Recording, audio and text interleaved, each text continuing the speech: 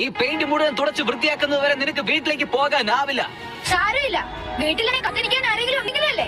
അതാ അവൻ കണ്ടോ, അതാണ് ആ പയ്യൻ. അവൻ മാത്രമാ തോറ്റതെന്നാ കേട്ടത്. അതാണ് ആ പയ്യൻ. അവൻ നെഞ്ചിയായാൽ എങ്ങനെയുണ്ടാവുമെന്ന് ചിന്തിച്ചു നോക്ക്.